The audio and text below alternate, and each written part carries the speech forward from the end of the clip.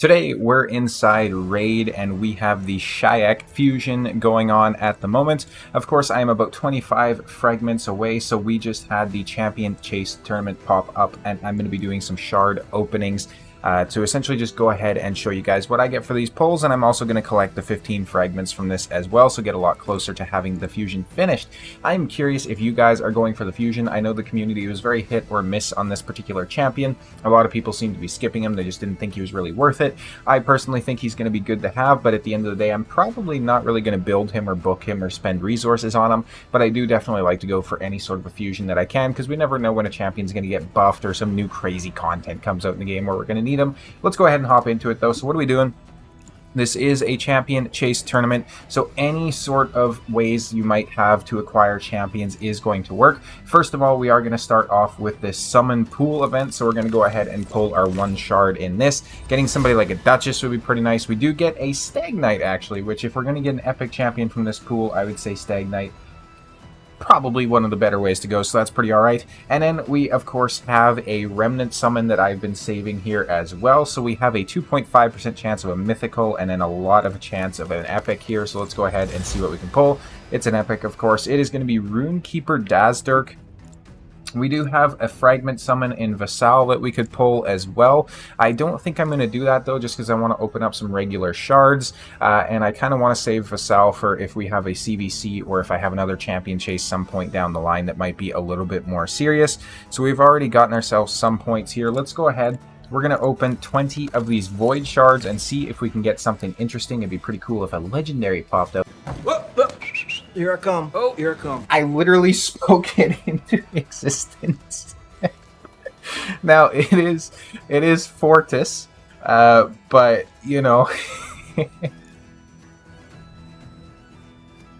Oh my god, that's actually wild. I can't believe that. That's awesome. I don't know much about Fortis. I haven't looked at his kit in a long time. Attacks one enemy, has a 50% chance of placing a fear for one turn. The attack will always be critical if they're under a fear or true fear, damage based on defense.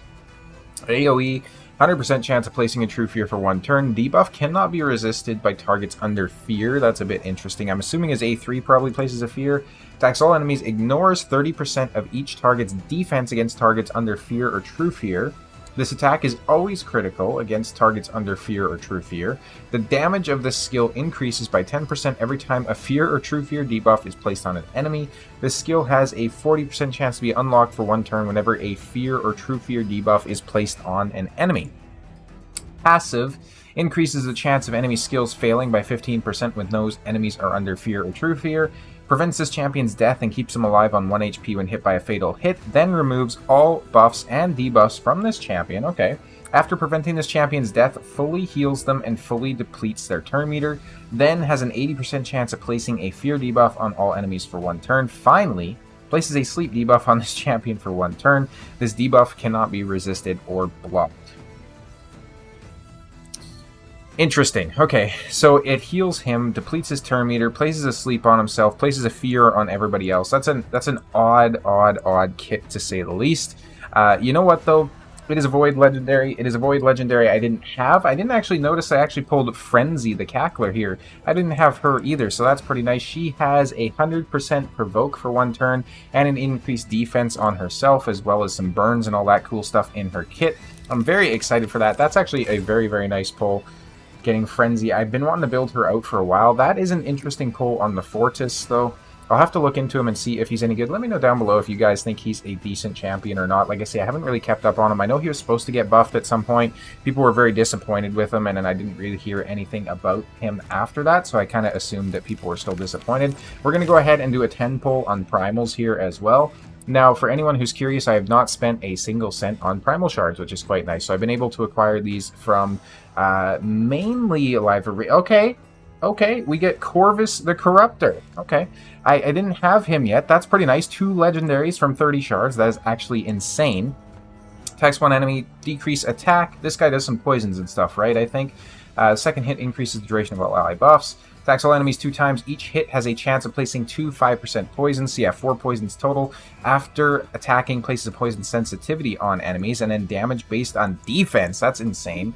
Decreases the damage enemies under poison debuffs inflict 5% less damage per poison debuff stacks up to 25%. This guy is insane, actually, for poisoning and soloing and all that sort of good stuff. He might just be one of my new best solo champions. Let's go ahead and take a look. That might actually finish off our champion chase tournament as well. It does. How many points are we at? We're at 3,500. I'm debating if I want to go for that 5-star chicken or not. We're going to go ahead. I have 10 sacreds to pull. We have a 2x and a 10x to get this particular champion. So I'm going to go ahead. Let's open 3 of these sacreds just to finish it off and see what we can make happen here. We'll do 3 sacreds, or oh, I don't think I have Scabrius actually, so that's pretty crazy. Getting a lot of new champions today. Excuse me. Oh, a Venomage. I can actually empower her even more, which is pretty awesome. And that's going to be the 3 shards. Nothing too crazy here. Let me know what you think of Fortis and Corvus there. A couple new champions to check out, of course. I don't even know where he's at. Fortis. Let's see how his base stats are. 1,300 on the defense. He is a defensive-based champion. The reviews...